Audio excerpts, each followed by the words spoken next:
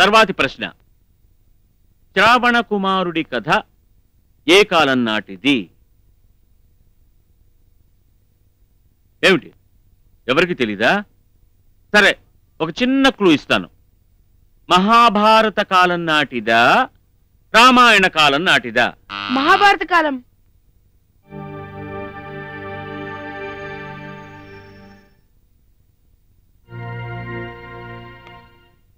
మళ్ళీ తప్పు చేశారయ్యా. రామాయణ కాలం.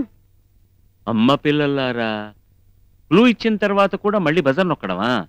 అది కాకపోతే ఇది, ఆడగాకపోతే మగ. ఇలాంటి వాటికి మార్కులు ఇవ్వబడవమ్మా. ఆహా, అసలు మీ అందరికీ శ్రావణ కుమారుడి కథ తెలుసా?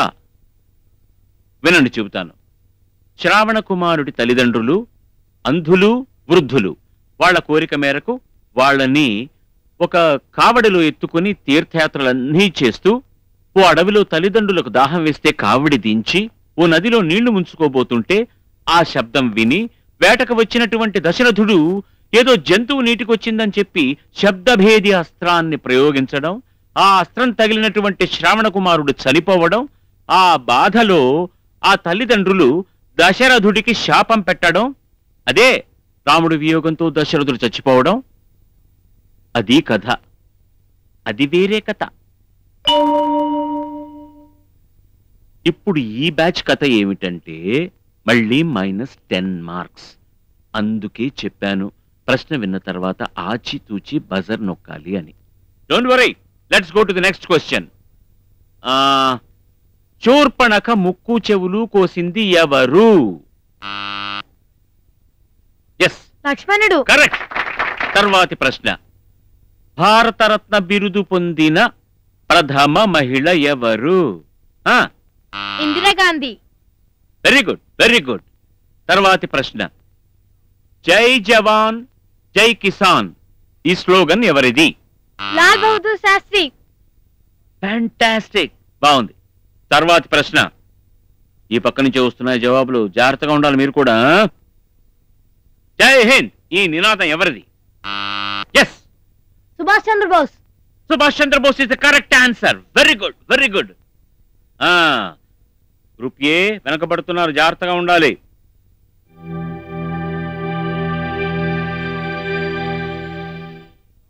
తర్వాతి ప్రశ్న, తాజ్ మహల్ ఏ నదీ తీరంలో ఉంది?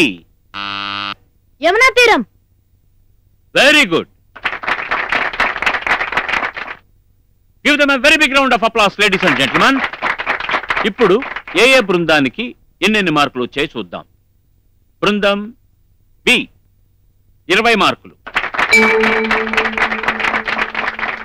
బృందం సి 20 మార్కులు, group B 20 marks, group A unfortunately -20. మాకు మైనస్ మార్కులు చూపించడం ఇష్టం లేదు కనుక వాళ్ళ మార్కులు మేము జీరోగానే చూపిస్తాం, అంతే.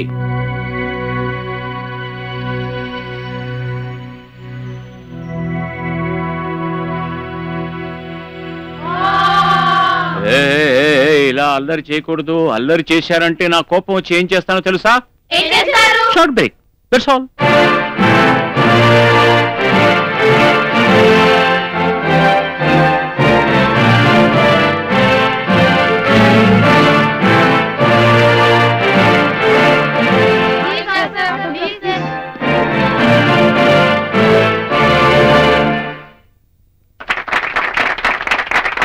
Welcome back to Master Minds quiz programme.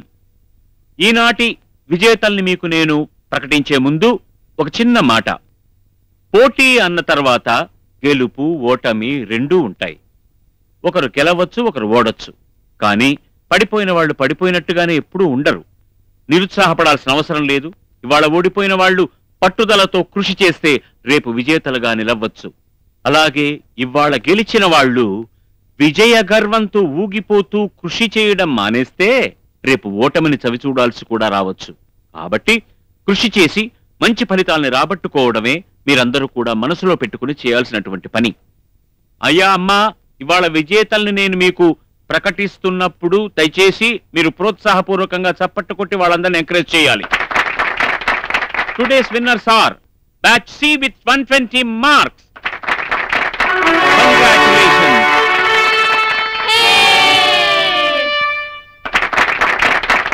Eenadu team C 120 మార్కులతో ముందంజ వేసింది, విజేతగా నిలబడింది. సో Chiranjeevi, Nagarjuna, Venkatesh and of course Balu, they succeeded today. Congratulations to you all. దురదృష్టకరమైన విషయం ఏమిటంటే ఇవాళ టీం ఏ వాళ్ళకి మార్కులు రాకపోగా మైనస్ మార్కులు వచ్చాయి.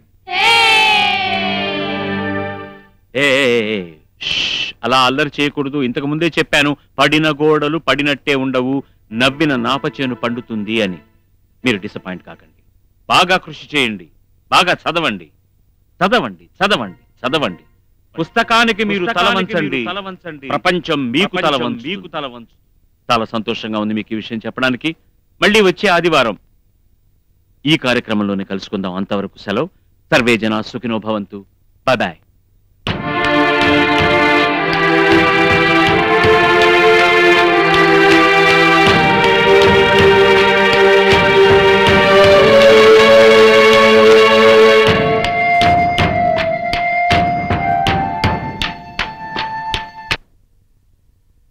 వెధవా, అంత ఈజీ క్వశ్చన్స్ ఇస్తే దారుణమైన జవాబులు చెప్పడానికి సిగ్గులేదురా నీకు?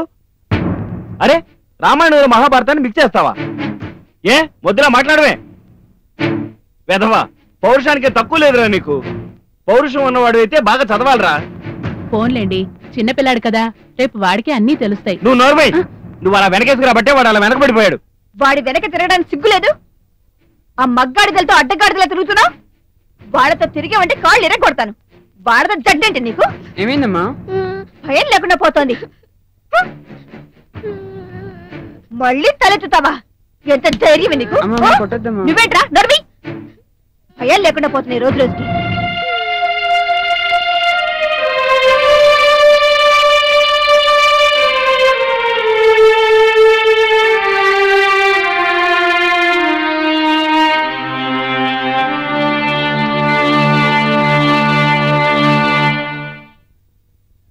ఎరా గాడిదా, నిన్ను గాడిని తన్నా సిగ్గులేదురా నీకు? ఆ లుక్ ఏంట్రా? అసలు నువ్వు స్కూల్కి వెళ్ళి ఏం చేస్తున్నావురా? నీకు తోడు ఆ ముగ్గురు వల్ల నువ్వు పడే పత్రం, నీ వల్ల ఆ ముగ్గురు పడే పత్రం నాకు అర్థం అవట్లేదు. ఇంకోసారి ఇలా చేసావంటే నిన్ను తాట వచ్చేస్తా. అర్థమైందా? గంగిర దూపునట్టు తలవపడం కాదురా. ఇంకోసారి ఇలా జరిగితే జరగదు. అప్పుడేం చేయాలి? గెలిచేలా చదవాలి. మరి గెలుస్తావా? ఈసారి గెలుస్తాడులేండి. ఈసారి గెలుస్తాడులేండి. ఫీడ్బ్యాక్ లాగా మధ్య వచ్చి చెప్పేస్తాను నేను. పదరా పద. లోపలేం చేస్తున్నావురా? మీటింగులు పెడుతున్నావా?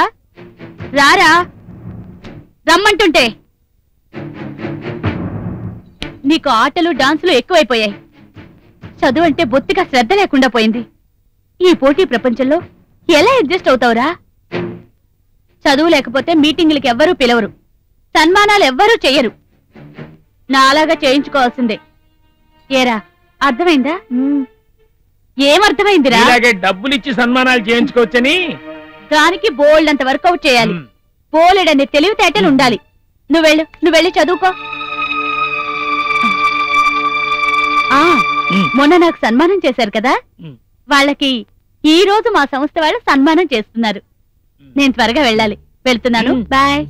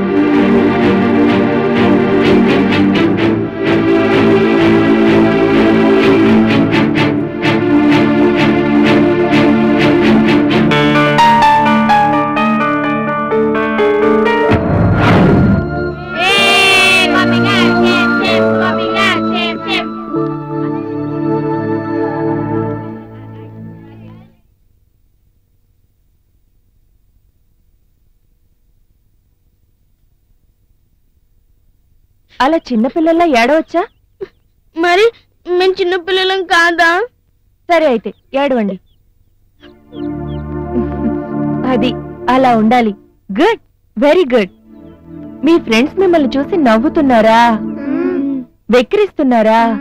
మీ ఫ్రెండ్స్ మిమ్మల్ని చూసి నవ్వకుండా ఉండాలంటే ఏం చెయ్యాలి? అలా వెక్కిరించకుండా ఉండాలంటే మీరేం చెయ్యాలి? ఇలా అందరిలోనూ షేమ్ కాకుండా ఉండాలంటే మీరేం చెయ్యాలి? దీన్ని బట్టి మీకు అర్థమైందేంటి? ఇంకెప్పుడు ఇలాంటి పోటీలకు వెళ్ళకూడదని. అలా నోరు వెళ్ళబట్టడం కాదు. మళ్ళీ వాళ్ళ పేర్లు ఎందుకు ఇచ్చారు? అప్పుడే వాళ్ళలో పోటీతత్వం పెరుగుతుంది సార్. ఈసారి పోటీల్లో వాళ్ళు గట్టిగా కృషి చేస్తారు, గెలిచి తీరుతారు. అంత ఖచ్చితంగా ఎలా చెప్పగలరు? చెప్పగలను సార్. ఈ ప్రపంచంలో ఓటమి నెరుగని విజేతలు లేరు. జయాపజయాల కలయికే జీవితం. కన్నీళ్లు దుఃఖాన్ని తగ్గించినట్టుగా ఈ సమన్వయ భావం ఓటమిలో ఊరటనిస్తుంది. మీరు నాకు కూడా పాఠాలు చెప్తుంటారా? I'm sorry sir. ఈ ఒక్కసారి అవకాశం ఇవ్వండి సార్. వాళ్ళు ఎందుకో గెలుస్తారనిపిస్తుంది. వద్దొద్దు, వాళ్ళు మార్జిన్ లో ఓడిపోలేదు, చాలా దారుణంగా ఓడిపోయారు. స్కూల్ పరువు పోయింది. ఈసారి మళ్ళీ ఇది రిపీట్ అయితే స్కూల్ రెప్యుటేషన్ దెబ్బతింటుంది. అందుకని పంతానికి పోయి రిస్క్ తీసుకోవద్దు. రిస్క్ కాదు సార్, ప్లీజ్. దయచేసి నన్ను కన్విన్స్ చేయడానికి ప్రయత్నించకండి. అది కాదు సార్, ప్లీజ్ సార్. ఈ ఒక్కసారికి అవకాశం ఇవ్వండి.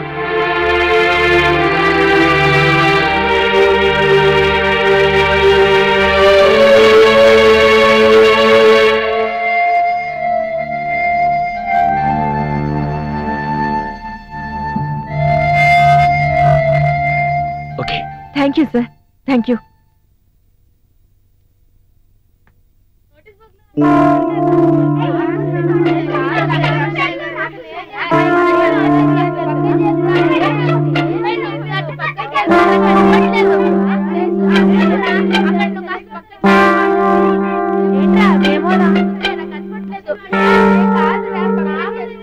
రేయ్, ఆ బోర్డు మీద ఏంట్రా? ఏమో నాకు తెలీదు.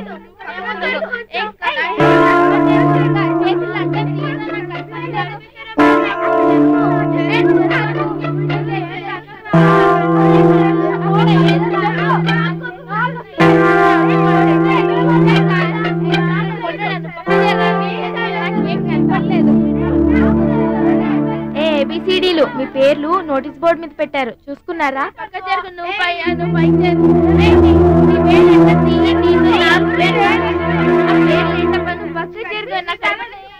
రేయ్, మన పేర్లేంట్రా నోటీస్ బోర్డులో ఉన్నాయంట.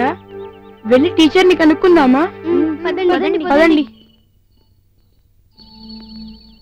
మళ్ళీ అవమానపడే ప్రశ్నే లేదు, రాదు. మీరు బాగా చదువుతున్నారు, నాకు తెలుసు. మీకే ప్రైజెస్ వస్తాయి, ఓకేనా? మీరే గెలుస్తారు, సరేనా?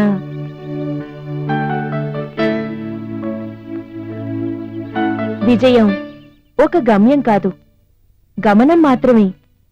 ఎన్నిసార్లు ఓడినా గెలవడానికి జీవితంలో మరో అవకాశం ఉంటుంది.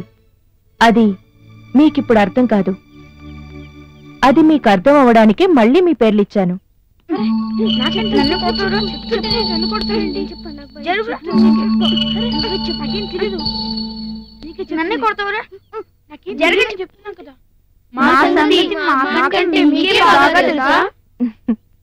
తెలుసు.